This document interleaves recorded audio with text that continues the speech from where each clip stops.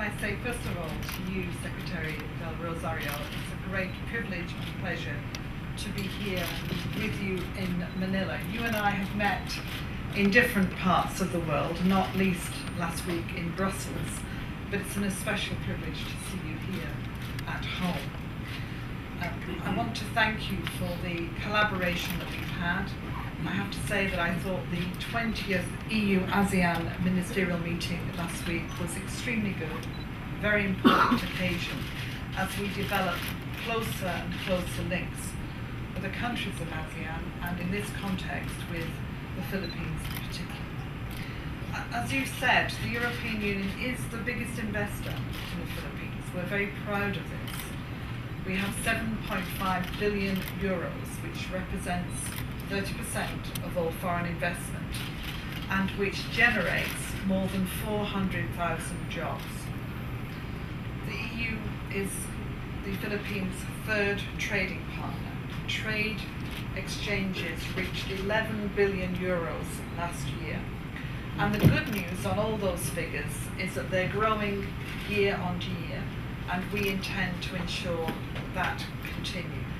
We've also had a strong relationship when it comes to cooperation on development, and we will more than double our bilateral assistance up to 325 million euros for the next 6 years. We want to focus especially in supporting the Philippines, in strengthening the rule of law through judicial and legal reform, inclusive growth through access to sustainable energy, and of course job creation. But one of the reasons I wanted to come to Manila at this time was to strengthen our political dialogue.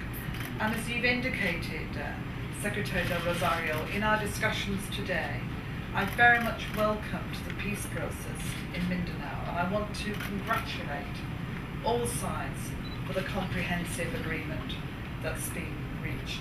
It is truly an important achievement.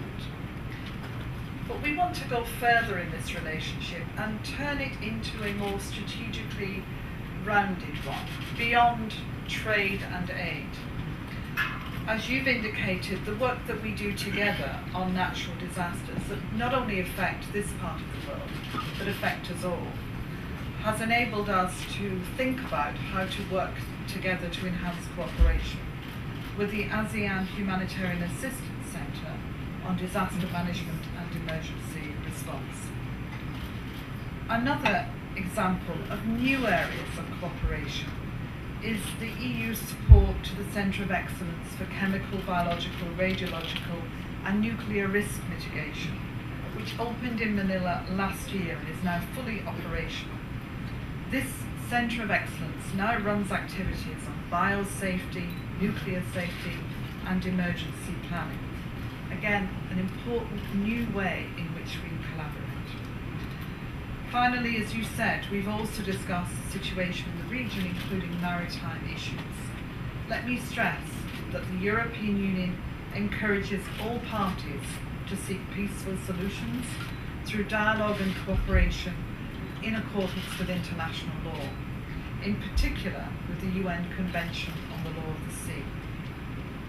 The European Union is proud to be a party of the Treaty of Amity and Cooperation, and we recall its fundamental principles, namely to settle differences by peaceful means, to renounce the threat or use of force, and to effectively cooperate among parties.